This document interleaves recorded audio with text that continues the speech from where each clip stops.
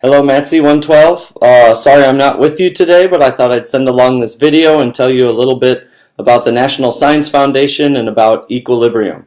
Two very important things. So I'm here today reviewing science at the National Science Foundation in Washington, D.C. Here is their webpage right here. And the National Science Foundation is one of the biggest science funders in the United States. And so they support polar bases, they look at climate change research, they support materials research, they fund chemical research, they fund environmental research, they fund social sciences and humanities, they fund mathematics and physics. And so the National Science Foundation is really important for universities like Penn State because we get a lot of our funding from the National Science Foundation, and also the NSF sets the standard for ideas or scientific ideas and policy in the U.S. So this is a really important organization, and I urge you to get to know it. Also, NSF runs programs for undergraduate students. So if you're interested in doing research at a university like Penn State or Harvard or Columbia, you should check out the National Science Foundation REU program. So REU stands for Research Experience for Undergraduates. You can see the webpage right here. You can find this by Googling NSF REU, and you'll eventually find this page. And what's cool about this page is that you can click on Find an REU site right here, or search for an REU site. This gives you a list of all the different research experiences according to category. And if you click on materials research, like that, you see all the REU sites for materials research. And so if you scroll down, you can see that there's REU sites all over the country, from out west to New York City, Columbia, Harvard, Cornell. Penn State even has a few REU sites. And so if you're interested in getting into research, it's not too early to start. I encourage freshmen to start looking at this. Think about where you might want to spend your summer, and also think about what type of materials research or what type of undergraduate research you want to do, and chances are the NSF might have a program for you. So please check that out. Alright, so to the lecture. We're talking about thermodynamics, equilibrium, and delta G. And I'm going to show you the most important slide of this section, right here. So this slide describes the relationship between the delta G0 of reaction, or the standard Gibbs free energy of reaction, and the equilibrium constant. So delta G0 of the reaction equals negative RT ln KEQ. Repeat it after me. Delta G0 equals negative RT natural log of the equilibrium constant. One more time. Delta G0 equals negative RT ln KEQ. That's the most important equation, and that will help you figure out what's going on with the table below. So you can see the relationship now between delta G0, whether it's positive, 0, or negative, and you know what that means. Also what the equilibrium constant is, and how the reaction goes in terms of going to completion or not.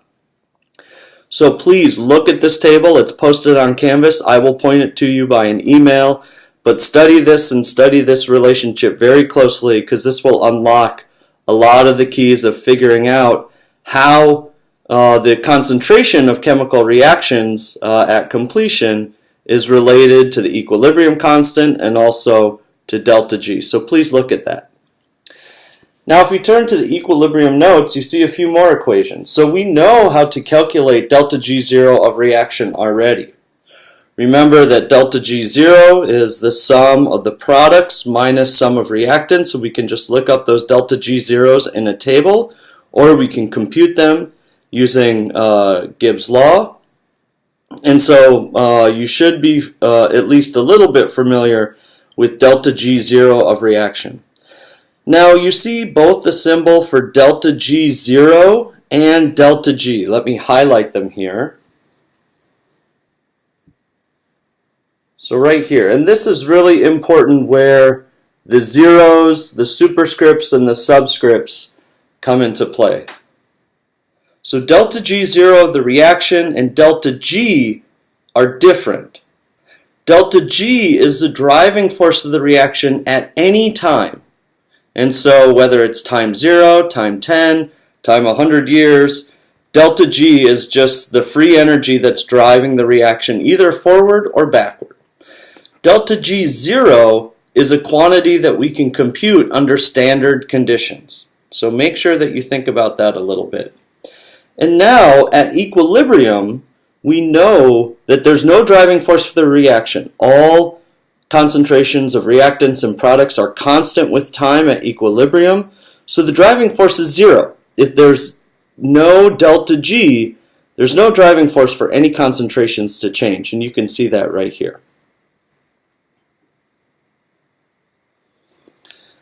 So also there's this quantity called Q. So you can see Q defined below, which is just a ratio of concentrations of products and reactants raised to their stoichiometric coefficients. It looks a lot like the mass action law that we talked about last time. So Q is just an expression of the concentrations, or the ratio of the concentrations with their stoichiometric coefficients included. And so at equilibrium, delta G equals 0, and Q equals KEQ. So Q now is an expression of the equilibrium constant when we're at equilibrium. And so we can reduce the second equation to the third equation, and you notice that that should look familiar from the previous slide now.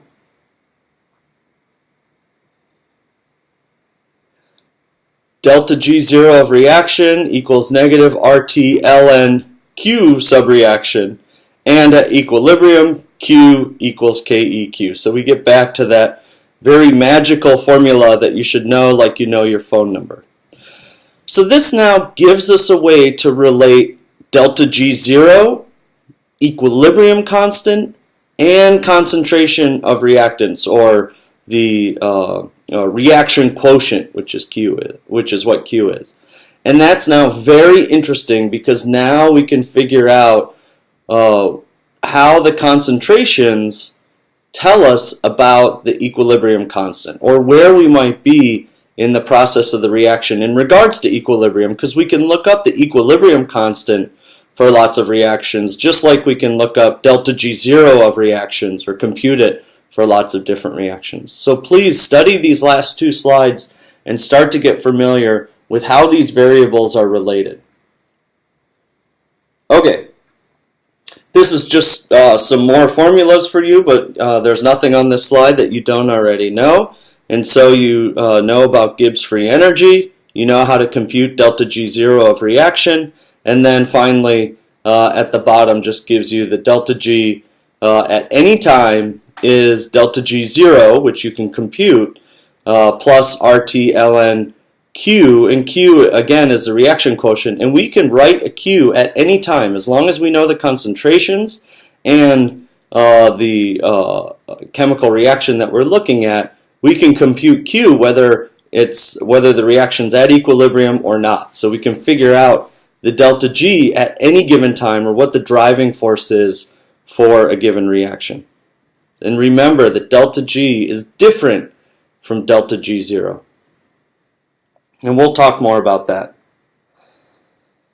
So this is an interesting diagram, and it shows a generic reaction at the top where you have, let's say, a salt or a solid. So you have a metal and an anion. That's what M and A stand for here.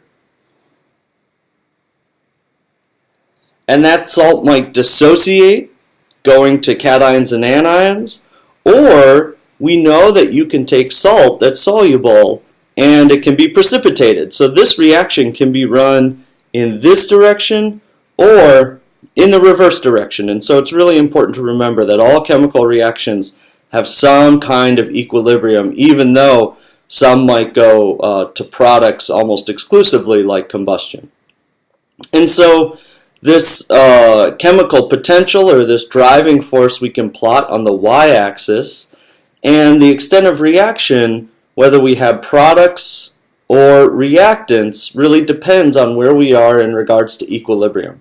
So when the chemical potential or the driving force is at a minimum, this point right here, nothing can happen. So we can make the y-axis delta G if we want to. So let me do that for you. And there's lots of ways to describe what the driving force is, but let's just use delta G. Okay, so when delta G is 0, or when delta G is at a minimum, nothing can happen. No concentrations can change. And that's what we talked about before. If we have too many reactants, of course, if the concentration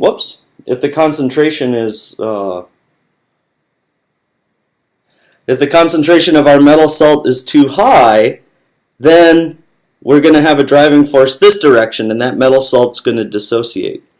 If we have too many anions and cations, then we're going to get precipitation of that salt. And so that's described by this parabola here, where the reaction finds the minimum chemical potential or the minimum driving force. And that's what equilibrium is. So we can start the reaction from having too many reactants, and it will find its energy minimum, or there's situations where we have too many products and the reaction will run in reverse to find the minimum again. Now, it can get confusing because we often don't think about reactions going both forwards and backwards, but this is how we describe equilibrium. And this is how we figure out what equilibrium is, because now you know that if we know the equilibrium constant, if we know K, then we can figure out what delta G0 is, and that's very powerful. And so this maybe is just a helpful guide to figure out what's going on when reactions are running both in the forward direction and in the reverse direction, and how you compute the equilibrium constant. And we'll go through some other ways to calculate the equilibrium constant, not only concentration, but by comparing forward and reverse rates, but we'll do that next week. So remember, delta G, or the driving force at any given time, is different than delta G0.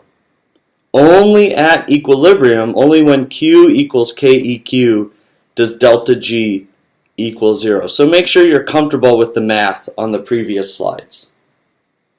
And we'll talk more about it to get you used to this. And here, that's said right in this slide right here. And so you can look at this, and since we're in units of energy, we know what R has to be. So we call R the ideal gas constant, which actually doesn't have anything to do with gas. It has to do with energy. And so most people talk about R in terms of units of energy. And so that really helps us with this equation right here. Okay. So this is just another slide that you should look at. So slide 5 gives you some examples and some more words to try and clarify exactly what I'm talking about. And so let's look at a real example.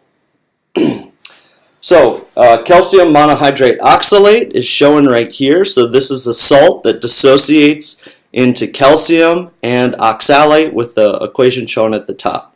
Now K sub Sp, or the solubility product, or the equilibrium constant of this reaction, and we'll go through some expressions for how people express equilibrium constants, is 2.3 times 10 to the minus 9. So that tells us that the concentration of calcium and oxalate anions is very, very low. We know when we write the reaction quotient, the concentration of a solid is 1. You can review that in the book or review that online if you want to, and we'll talk about it next week. But now we know that this is a slightly soluble salt, so the reaction's only going to go a little way to the products. And so we can write our generic equilibrium expression. That works for anything, and we can set it to 0. So at equilibrium, we really want to know what the anion and cation concentrations are in this salt. So at equilibrium,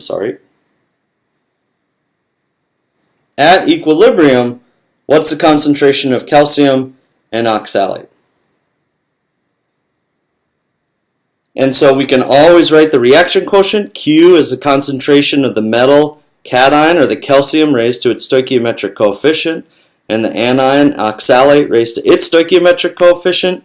And we don't put the concentration of the solid salt in the bottom because you know its concentration is 1. So we can put 1 in the denominator if we want to, or we can just leave it. So we can go through the math and we can start substituting in to figure out what delta G is, or the delta G of dissociation. But the delta G of dissociation now is negative RT ln KSP over Q.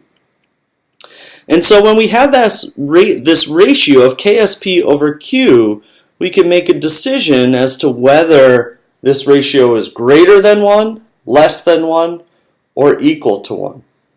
So when KSP over Q, this quantity right here,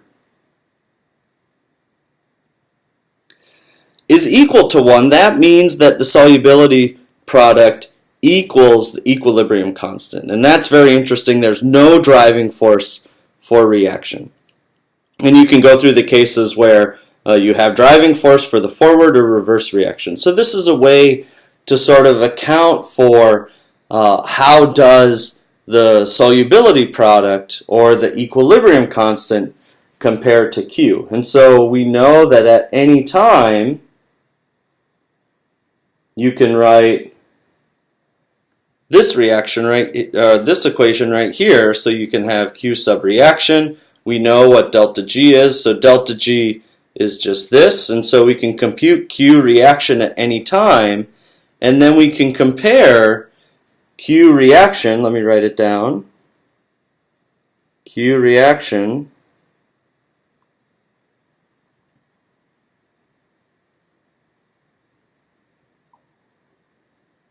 compares to KSP.